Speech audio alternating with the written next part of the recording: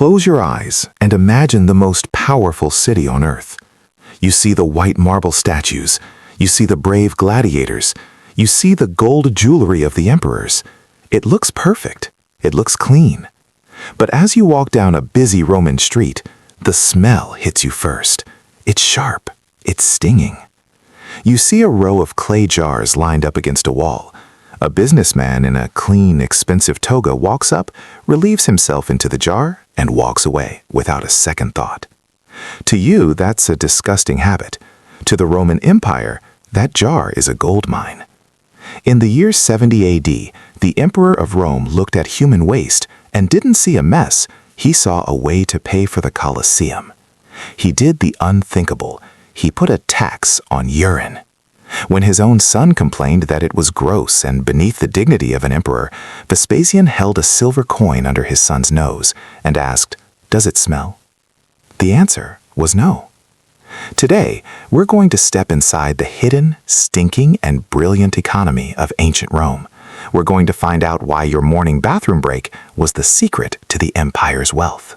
Ancient Rome was not just a city of poets and philosophers. It was a massive machine. Think about the scale. Over 1 million people lived in Rome.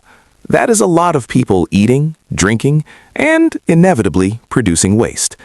But the Romans were the ultimate survivalists. They didn't have the luxury of being grossed out. If a material could be used to build a road, clean a coat, or grow a crop, they used it. Everything had a price tag, even what we flush away today. Urine wasn't just liquid waste to them, it was a chemical tool. They discovered that urine is packed with ammonia. In a world before industrial chemicals or modern soap, ammonia was a miracle. It could bleach tough stains out of fabric, dissolve grease and oil, make colors in clothing more vibrant, whiten the famous Roman wool to a brilliant snowy white.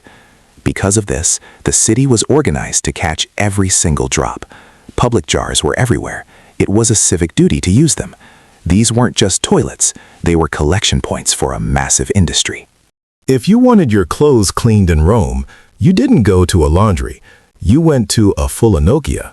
And you probably didn't want to see how the work was done. Inside these workshops, young men called fullers spent their entire day standing in deep stone vats. These vats were filled with a mixture of water and aged, fermented urine. The workers would stomp on the clothes for hours. It was like a human washing machine. The ammonia in the urine would react with the oils and dirt trapped in the wool, stripping them away. It was exhausting, back-breaking labor. And the smell? It stayed in your skin. It stayed in your hair. But here is the irony. The highest-ranking senators and the wealthiest women in Rome wore the results of this labor.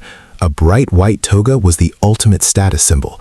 It proved you were a person of importance. They walked through the forum looking like gods, wearing clothes that had been soaked in the waste of the poor and stomped on by workers in a shed. Rome had a problem. Years of civil war and the spending habits of the previous emperor Nero had left the treasury empty. The empire was broke. When Emperor Vespasian took the throne, he needed money fast to rebuild the city and keep the army paid. He started looking for things to tax.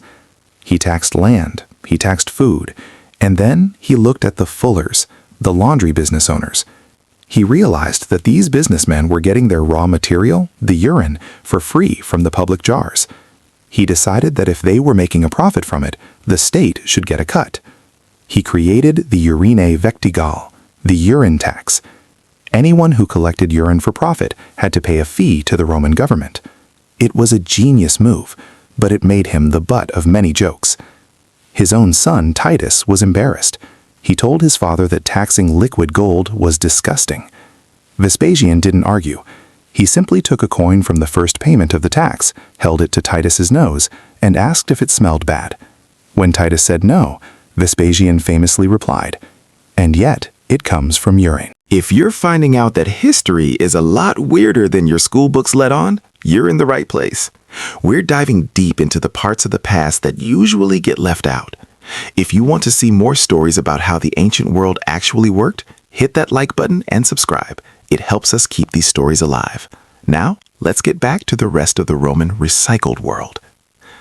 The urine tax wasn't a weird one-off event.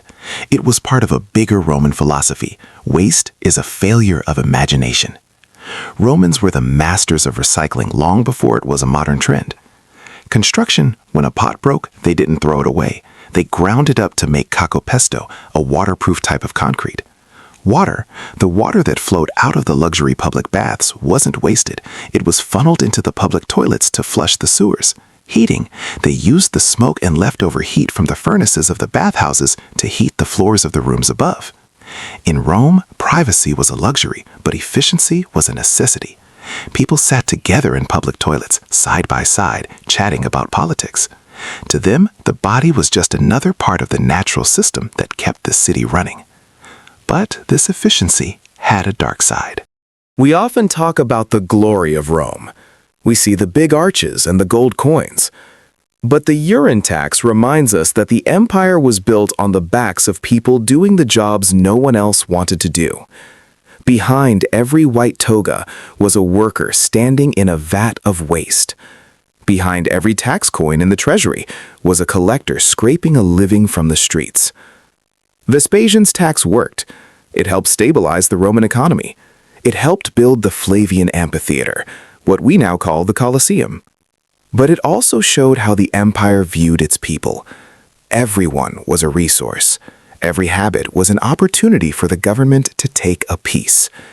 The machine of Rome didn't care about your dignity. It only cared about its own survival.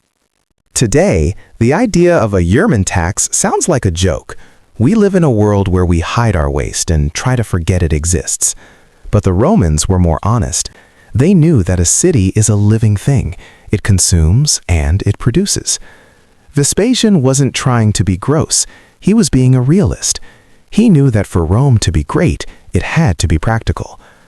The next time you look at a beautiful Roman ruin or a museum display of ancient gold, remember what it took to get there. Remember the smell. Remember the fullers.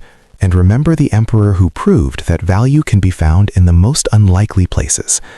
Because as he said, money does not smell. It only buys power. History is full of stories like this, the parts that are too strange or too dirty for the textbooks. If you want to keep exploring the hidden side of the past, make sure you're subscribed. I want to hear from you in the comments. If you lived in Rome, would you have been able to handle the smell of the city, or would you have stayed inside your villa? Thanks for watching, and we'll see you in the next chapter of history.